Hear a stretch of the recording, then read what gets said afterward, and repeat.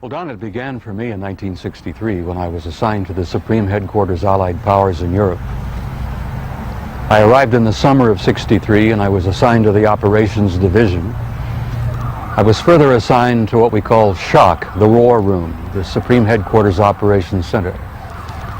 And at that time I was given a cosmic top secret clearance, which was and still is the highest level of security access that NATO has. When I was assigned to the War Room, I learned that a study had been initiated in 1961, and everybody was talking about it. They were gossiping about it. And the subject was UFOs, and that intrigued me a bit. When that study was concluded in 1964 and it was published, and I was still working in the War Room at that time,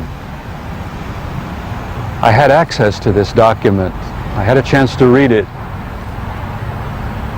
And having been exposed to it, I must tell you honestly that my life has never ever quite been the same. Because I read first-hand reports, verifiable NATO military material that indicated that the UFOs were not only real, but they represented something far beyond anything I had ever imagined before. When the study was concluded in '64, they concluded that there were 4 different groups apparently coming and visiting us.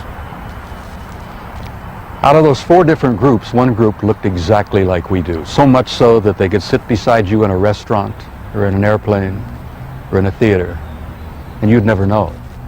And that particular point bothered the military guys a lot.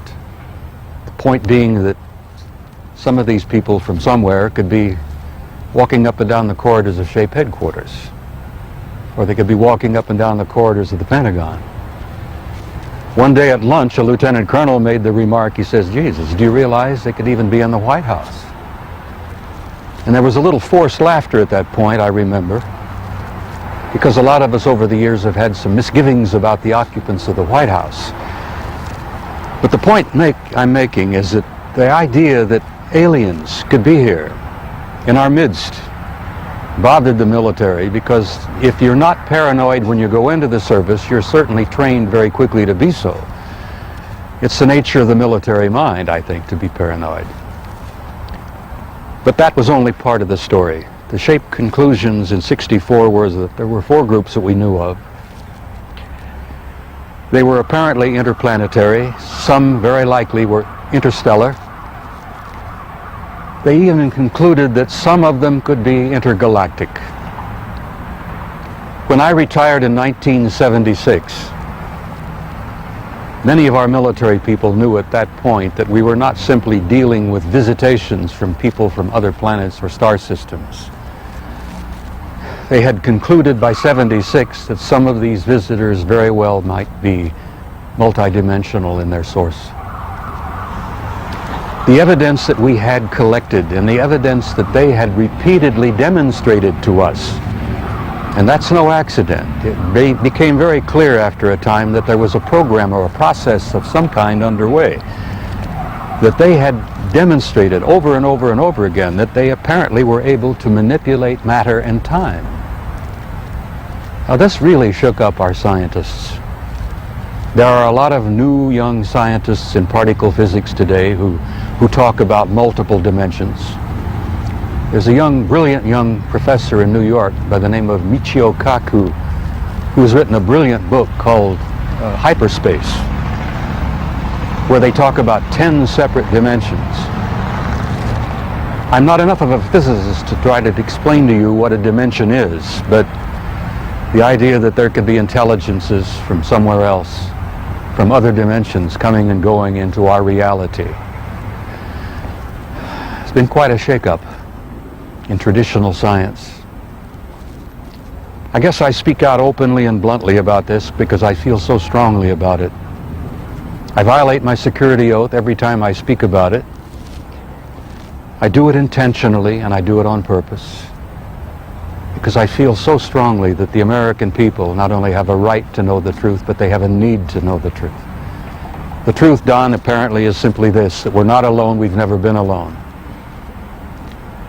We are apparently part of an infinite universe filled with intelligent life. I find that exciting. It doesn't frighten me. The shape study concluded in '64 that if they, whoever they were malevolent or hostile, that they could have taken this planet and cleaned it up and eliminated us, turned us into dog food or whatever, a long, long time ago. That the historical evidence indicates that they've been with us a long time, and I've concluded that we had what I like to call an intimate interrelationship with at least one of those groups, the group that looks exactly like we do. And that point is, I don't like the word alien. I don't think the term alien is appropriate at all here. I like to refer to them as family. We're related to them. I think they had a hand in our being here. And I think the time has come where we're about to meet our extended family. It's going to be very soon. And the people are not ready. And one of the reasons I do speak out so bluntly and so openly is if in some small way I can help people get prepared for this. Because I believe that this reality, once we have accepted it and understood it and gone beyond the fear, will bring about an expansion of consciousness in the human race that will truly help us and prepare us to go out there and take our rightful place in that infinite community of life